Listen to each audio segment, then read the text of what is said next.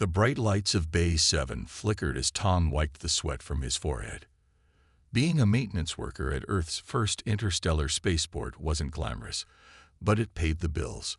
Plus, he got to see actual aliens every day, even if most of them barely noticed him. Today was different, though. The warning lights on his tablet were flashing red. A ship from the Star Empire, one of the most advanced civilizations in the Galactic Council, was having engine trouble. Tom could see the sleek silver vessel through the bay windows, its usually bright blue engine core pulsing an angry purple. Warning: critical system failure imminent, the automated system announced overhead. The dock's other workers were backing away, following standard safety protocols. But Tom noticed something they hadn't. There were still people inside that ship. Without hesitation, he grabbed his toolkit and ran toward the vessel. The security field sparked around him as he used his maintenance override. "Hey," he shouted, banging on the ship's outer hull. "Anyone in there? You need to get out now." The ship's door slid open with a hiss. Two figures stepped out, wearing flowing robes that seemed to shimmer with starlight. They were clearly Star Empire natives. Their iridescent skin and graceful movements gave them away. What Tom didn't know was that these weren't just any visitors. They were Rose and Lily, the twin princesses of the Star Empire, though they preferred their simplified Earth names when traveling. "Our systems indicate a cascade failure in progress," one of them said, her voice musical but worried. "The safety protocols aren't responding." Tom was already checking his tablet's readings. "Your coolant mix is wrong," he said, not looking up. "The automated system is trying to compensate, but it's making things worse. Mind if I take a look?" The princesses exchanged glances. No one in the galaxy would dare to speak so directly to them, let alone offer to fix their ship. But there was something refreshing about his straightforward approach. "Please," the second princess said. "Proceed." Tom climbed into the engine compartment, muttering to himself as he worked. The Star Empire's technology was advanced, but the basics of engineering stayed the same. Coolant was coolant, power was power, and systems could only take so much stress before something had to give. "Hand me that wrench," he asked, pointing to his toolkit. The princesses looked at each other again, surprised by the request. The first one picked up the tool and passed it to him. "You're not afraid?" she asked. Tom shrugged as he worked. "Of the engine?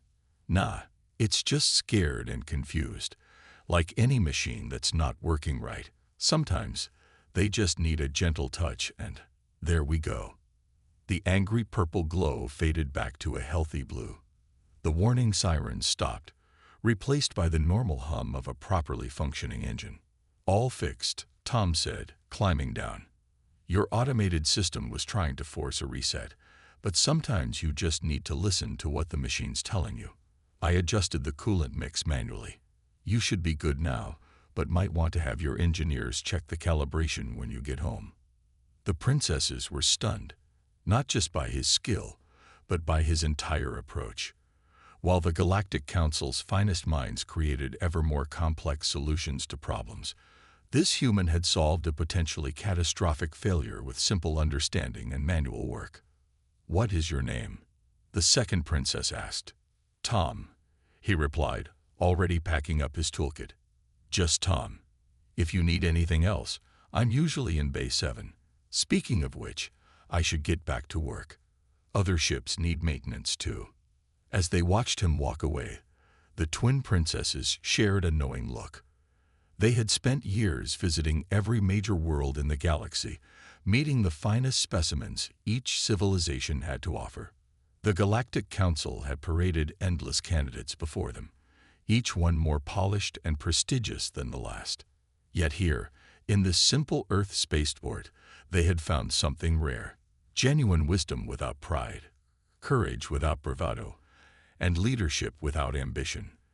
They had found exactly what the Empire needed. "Just Tom," the first princess whispered, a smile playing on her lips. Perhaps not for much longer. The grand chamber of the Galactic Council sparkled with light from 1,000 floating crystals. 12 massive thrones, each designed to accommodate a different species, formed a circle beneath a dome that showed the live images of countless stars and worlds. Tom stood in the center of this circle, still wearing his oil-stained maintenance uniform. He hadn't even had time to change before the strange silver ship had come to collect him. Now he was trying not to stare at the bizarre collection of beings around him, everything from crystalline entities to creatures that seemed made of pure energy. "This is absurd," thundered Lord Rex, his scaled skin flashing angry patterns of red and gold. "The human doesn't even know why he's here." "That is correct," said the first princess, Rose, her voice calm but firm. "He does not know. That is precisely why we chose him." Tom shifted uncomfortably. Sorry, but chose me for what exactly?" The second princess, Lily, stepped forward. Her starlight robe swirled around her as she addressed the council. "For 10 cycles, you have presented us with candidates, politicians, warriors, scholars, each one more concerned with power than with wisdom. Yet in less than 1 Earth hour, this human showed more true leadership than all of them combined." "Leadership," scoffed Ambassador Mind, their thoughts projecting directly into everyone's heads. "He fixes machines. He is a common laborer." "He is exactly what our empire needs," Rose declared. "We choose him as the next king." The chamber erupted in chaos. Lord Rex's scales turned almost black with rage. The crystalline being shattered and reformed repeatedly in distress. 3 different council members started shouting in languages that made Tom's ears hurt. "Hold on," Tom said, raising his voice slightly. Surprisingly, the chamber grew quiet. Maybe they were just shocked that he dared to speak. "I think there's been a mistake. I'm just a maintenance worker. I don't know anything about running an empire." "Yet you knew exactly how to handle a crisis," Lily replied. "You saw people in danger and acted. You solved a complex problem with simple wisdom. You treated princesses as people, not titles." "The law is clear," announced the timekeeper, their ancient voice echoing through the chamber. "The twin princesses have the right and duty to choose the next ruler. Their choice, once made, can only be challenged through the traditional trials." "Then we demand the trials," Lord Rex roared. Several other council members voiced their agreement. Tom looked around the chamber, finally beginning to understand how serious this was. "Don't I get a say in this?" The chamber fell silent again. No candidate in the history of the Empire had ever asked such a question. "You would refuse?" Rose asked, a hint of worry in her voice. Tom thought for a moment. "No, not refusing exactly. But if you're serious about this, I have questions. Like, how does this empire actually work? What problems does it have? What do the regular people need? Because if I'm going to do something this big, I'd want to do it right." The council members stared in shocked silence. Candidates were supposed to boast of their qualifications, not ask about responsibilities. The princesses exchanged pleased smiles. "The human will fail the trials," Lord Rex declared. "He knows nothing of our ways, our traditions, our powers." "Maybe," Tom agreed, surprising them again. "But where I come from, trying and failing is how you learn. And if these trials help me understand your people better, then they're worth trying, aren't they?" The timekeeper's ancient voice held a hint of amusement. "The trials will begin tomorrow. 3 challenges: wisdom, courage, and leadership. May the stars guide your path, just Tom of Earth." As Tom left the chamber with the princesses, he heard the council erupting into arguments again. He had a feeling this was going to be a very interesting week. "Don't worry," Lily whispered. "You've already shown more wisdom than they understand." Tom smiled slightly. "Maybe. But I have a feeling fixing that engine was the easy part." The trial of wisdom was set in an ancient chamber deep within the council's space station. Tom stood before 3 doors, each made of a different material. One of light, one of darkness, and one that seemed to shift between the two. "Behind one door lies truth," the timekeeper announced. "Behind another lies destruction. Behind the third lies a test. Past champions spent days studying the patterns, calculating probabilities, and consulting ancient texts. Tom looked at his wrist. How long do I have?" "You have until the twin suns set," Lord Rex said with a smirk. That gave Tom about 6 hours. But Tom didn't move toward the doors. Instead, he turned to face the timekeeper. "Can I ask questions?"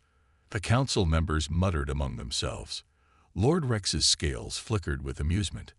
"The human seeks help already. Questions are permitted," the timekeeper replied. "Has anyone ever died taking this test?" "No. So the door of destruction isn't actually destructive." A pause. "It contains challenges that could be destructive to the unprepared." Tom nodded. "And the door of truth? Does everyone who goes through it pass the test?" "No. So truth alone isn't enough to pass." Tom scratched his chin. "One more question. Has anyone ever asked what's behind each door before choosing?" The chamber went completely silent. The princesses, watching from a high balcony, leaned forward with interest. "No candidate has ever asked," the timekeeper admitted. "Well, I'm asking now. What's behind each door?" Lord Rex stood up, his scales burning bright. "This is not how the trial works. You must choose based on wisdom and knowledge." "Where I come from," Tom said calmly, "wisdom often means asking simple questions before making big decisions. The best way to fix a machine is to understand what's wrong with it first." The timekeeper's ancient voice held a note of surprise. "Behind the door of light lies a library of all knowledge. Behind the door of darkness lies a combat arena. Behind the shifting door lies a room of mirrors that show possible futures." "Thank you," Tom said. Then he walked straight to the door of darkness. The council chamber erupted in shocked whispers. The door of darkness was traditionally seen as the door of destruction. Even Lord Rex looked surprised. "You choose combat over knowledge." Ambassador Mind projected. "How is this wisdom?" "Well," Tom explained, "the library would take too long to use. I've only got 6 hours. The future room sounds tricky. Those mirrors probably show what you fear or want to see. But a combat arena, that's straightforward. Plus, you said no one has died in these trials.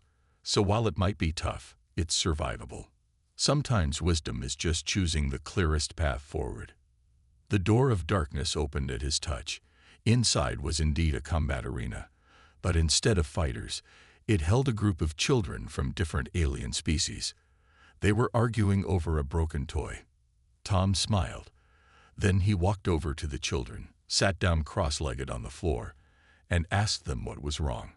An hour later, the children were playing together happily. The broken toy had been fixed. Tom always carried basic tools, and they had worked out a system for sharing it. Tom had taught them a few simple games from Earth, and they had taught him songs in their own languages. When he finally emerged from the chamber, the timekeeper's voice rang out. "The trial of wisdom is complete. The candidate has passed." But he didn't fight. Lord Rex protested. "The trial was not about combat," the timekeeper replied. "It was about solving conflict. Some solve it with knowledge, some with foresight, and some," they paused, "some solve it with simple kindness and practical help." Tom looked up at the princesses, who were beaming. 1 trial down, 2 to go. He wondered what they would throw at him next. "Just remember," he muttered to himself, "keep it simple. Work with what you know." The second trial began at dawn the next day. Tom found himself standing on a platform high above an enormous alien city, the wind whipping at his maintenance uniform. Far below, streams of flying vehicles moved between towering structures that seemed to be made of crystal and light. "The trial of courage," announced Lord Rex, his scales glowing with anticipation, "requires you to save someone precious to the Empire." A hologram appeared, showing a small transport ship spinning out of control, smoke trailing from its engines. Inside was a council member's child, trapped and afraid. "You must reach the ship and save the passenger," the timekeeper explained. "You may use any of these. They gestured to a row of advanced vehicles and flying suits. Tom walked past the fancy equipment, examining each piece carefully. Then he did something that made the council members gasp. He started taking parts from different devices and putting them together. "What is he doing?" Ambassador Mind projected. "Those are perfectly calibrated machines." "Making something simpler," Tom replied, not looking up from his work. His hands moved quickly, connecting wires and adjusting components. "Most accidents I've dealt with happened because systems were too complicated. When things go wrong, simple is safer." Within minutes, he had assembled a basic flying unit with manual controls. It wasn't pretty, but Tom knew exactly how it worked, because he built it himself. "That contraption will never survive the wind currents," Lord Rex declared. Tom was already strapping it on. "Maybe not, but I understand how every part works. If something breaks, I can fix it." He paused. "Quick question, though. This is a real rescue, right? Not a simulation?" The council members shifted uncomfortably. The timekeeper spoke. "The danger is real." The child volunteered, believing in the trial's safety measures. Tom's face hardened. "You put a kid in actual danger for a test." Without waiting for a response, he ran to the edge of the platform and jumped. His makeshift flying unit sputtered to life. It wasn't smooth like the fancy vehicles, but it was responsive. Tom dived through the air traffic, weaving between streams of flying cars. The wind tried to knock him off course, but he adjusted, using the air currents instead of fighting them. The damaged transport was spinning faster now, dropping toward the city below. Tom could see the young alien inside, a small crystalline being flickering with fear. Instead of trying to match the ship's spin, Tom watched its pattern. "Just like a broken rotor," he muttered. "Everything spins in a pattern." He timed his approach, then matched the spin for just a moment, long enough to grab the emergency release. The ship's canopy popped open, and Tom pulled the child out just before the ship started to break apart. But now they were falling too fast. Tom's simple flying unit wasn't designed to carry two. He looked down, judging distances and speeds like he'd done countless times during repair jobs. "Hold tight," he told the child. "We're going to do something a bit scary." He aimed for the closest building's maintenance platforms, the kind he used every day back on Earth. They hit hard, rolling across the platform, Tom curling around the child to protect them. His flying unit broke apart on impact, pieces scattering everywhere. When the dust settled, Tom sat up, checking the child. "You okay?" The young crystalline being flickered a yes, then surprised Tom by hugging him. High above, the council watched in stunned silence as maintenance workers from the building rushed to help. The princesses were smiling again. "The trial of courage is complete," the timekeeper announced. "The candidate has passed." But he broke all the equipment," Lord Rex sputtered. "He didn't follow any of the proper protocols." "The trial was not about protocols," Rose said softly. "It was about putting someone else's safety first. About doing what's right, not what's expected." Tom barely heard them. He was too busy showing the maintenance workers how to fix the platform he'd dented during the landing. After all, he thought, cleaning up your own mess was just as important as making the rescue. The final trial took place in the council's main control center. Massive screens covered the walls, showing different parts of the Empire. Tom noticed something odd. Many of the screens showed people arguing or fighting. "The trial of leadership," the timekeeper announced, "requires you to solve a crisis that threatens the Empire. 3 colony worlds are on the brink of war," Ambassador Mind projected. "You have 1 hour to prevent conflict." Tom looked at the screens, then at the complex control panel in front of him. Buttons and switches covered every surface, all labeled in different alien languages. "Can I talk to the colony leaders?" he asked. Lord Rex laughed. "Of course not. A true leader makes decisions based on data and protocols. The control panel will let you adjust resources, deploy peacekeepers, or impose sanctions." Tom frowned. "So you want me to solve a problem without talking to the people who have the problem?" That is how the Empire has always worked, Lord Rex declared proudly. Then maybe that is the problem, Tom muttered. He turned to the timekeeper. I'd like to request something different. The ancient being tilted their head. Speak. I want to visit these colonies. In person. Right now. The council chamber erupted in protests. Impossible. Not allowed. Against all protocols. But the princesses stepped forward. Rose spoke first. As his sponsors, we can grant this request. The trial parameters do not forbid it, Lily added. Before anyone could object further, Tom found himself teleported to the first colony. It was a mining world, its surface covered in massive drilling operations. The colony leader, a tall being made of living metal, was surprised to see him appear. I'm Tom, he said simply. I'm here to listen. The metal being told him about water shortages caused by the mining. The second colony, a farming world, blamed the first colony's mining operations for destroying their crops. The third colony, a trading port, was caught in the middle. Instead of returning to the control center, Tom asked to visit the other colonies. At each stop, he listened. He asked questions. He walked through fields and markets, talking to regular people. With 15 minutes left in his trial, Tom finally returned to the control center. Well, Lord Rex demanded, what solutions will you impose? None, Tom replied. The council was stunned. You choose to fail, Ambassador Mind projected. No, Tom said. I choose to help them solve their own problems. The mining colony has water purification technology they're not using because it's too expensive.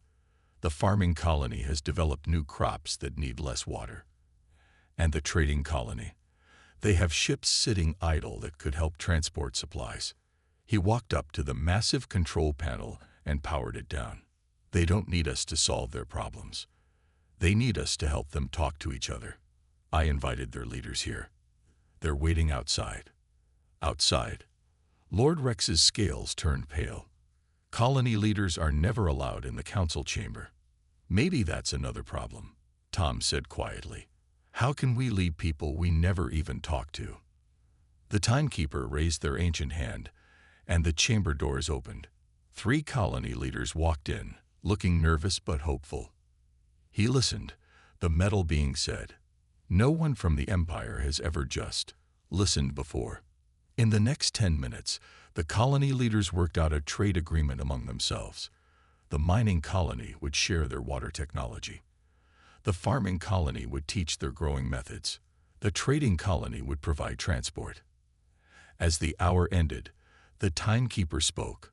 The trial of leadership is complete. The candidate has passed. But he didn't actually do anything. Lord Rex protested. Exactly, Princess Lily said with a smile. A true leader doesn't solve every problem.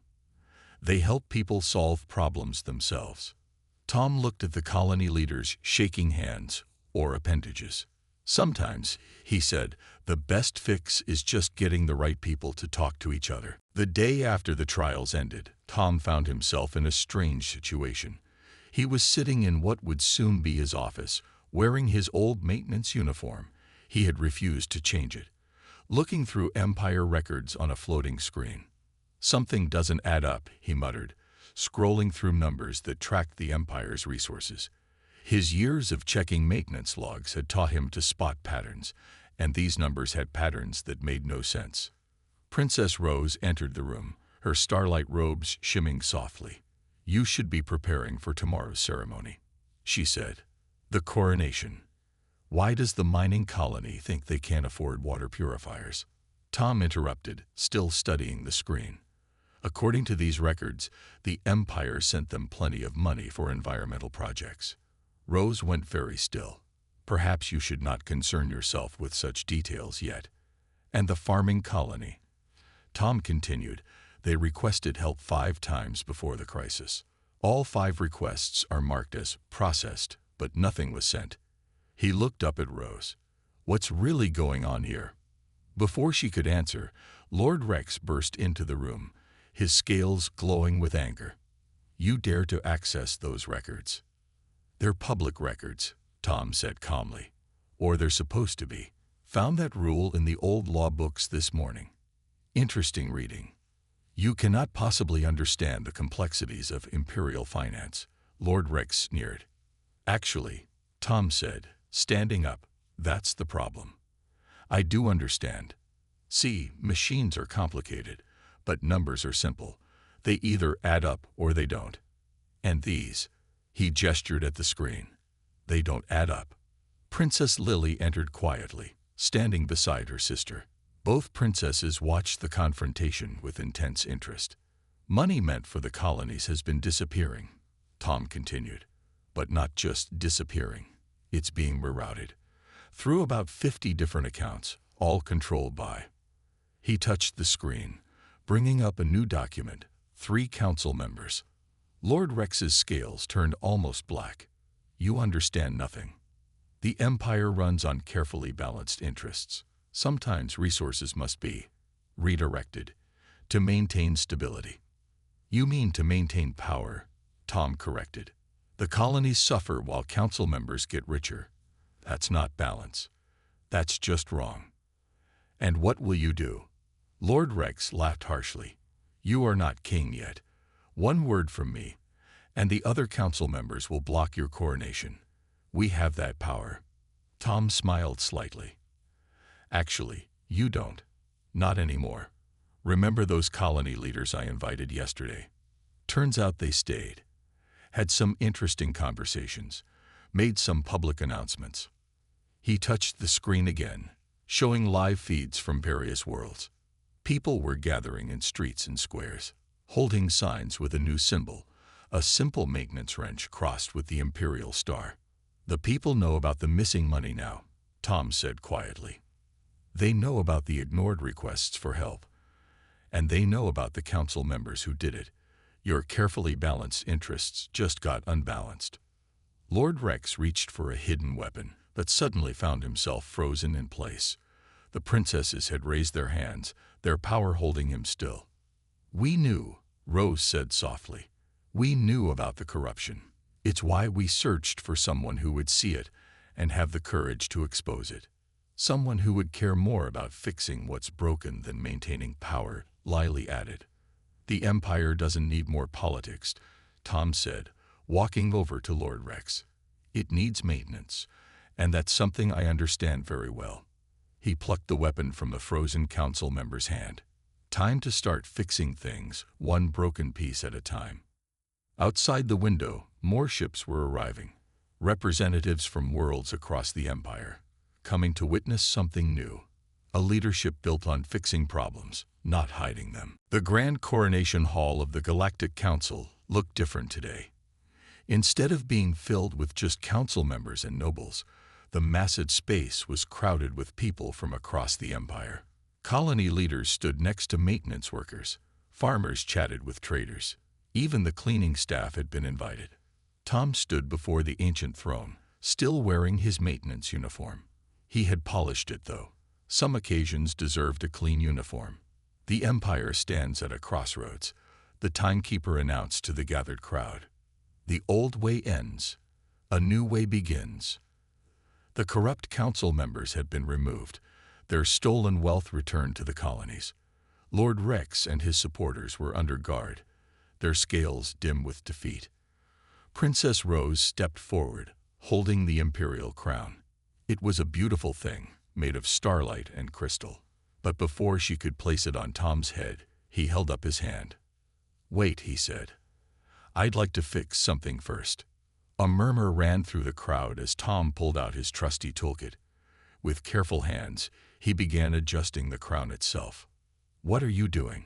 Ambassador Mind projected, their thoughts tinged with alarm. Adding something, Tom replied, working with the delicate tools he usually used for precision repairs. The crown is beautiful, but it's designed to sit above everyone else. I think it needs a reminder of what leadership really means. He finished his work and held up the crown. Now, worked into its glittering surface, was a simple pattern. A maintenance wrench crossed with tools from different worlds. Farmers' tools, builders' tools, healers' tools. Leadership isn't about being above people, Tom said, his voice carrying through the hall. It's about helping fix things that are broken. It's about maintaining what works and improving what doesn't. And most importantly, he smiled at the princesses. It's about listening to the people who know their own problems best. Princess Lily took the modified crown from him. You understand. Once you accept this, you can never go back to being just a maintenance worker. Tom grinned. Why not? The Empire is the biggest machine I've ever seen. It needs regular maintenance like anything else. That's what I'm good at, fixing things, keeping them running, making them work better. He knelt, and the twin princesses placed the crown on his head together. Rise, the timekeeper proclaimed. King Thomas, first of his name, maintainer of the Empire, keeper of balance, friend to all worlds. But Tom was already turning to address the crowd. First order of business, he said, pulling out his tablet. I've set up a direct communication system. Every world, every colony, every station now has a direct line to report problems. No more going through layers of bureaucracy. He touched the tablet, and the hall's screens lit up with a simple interface, one that looked a lot like the maintenance request system he'd used back on Earth. Second, he continued, we're starting training programs. Every council member will spend time working with the people they represent. Can't fix problems you don't understand. The crowd broke into cheers. The crystalline beings chimed in harmony. The energy beings pulsed with bright approval. And finally, Tom said, looking at his old maintenance crew who had been invited to the ceremony, I'm keeping my regular repair shift in Bay 7. Because a good leader never forgets where they came from or what really keeps things running. As the celebration began, the twin princesses watched their chosen king move through the crowd, stopping to talk with everyone, listening to problems, making notes on his tablet, already planning repairs to a system that had been broken for too long. They called us mad, Rose said softly to her sister, for choosing a human maintenance worker as king. Lily smiled. Sometimes the best way to maintain an empire is to let someone maintain it who actually knows how to fix things. Out in the Empire, the news spread quickly. The new king was different. He didn't sit on his throne issuing orders. He rolled up his sleeves and helped solve problems. He didn't demand respect. He earned it, one repair at a time. The Galactic Council had wanted a traditional ruler. Instead, they got something better. A leader who understood that the greatest power wasn't in commanding people, but in helping them fix their own worlds.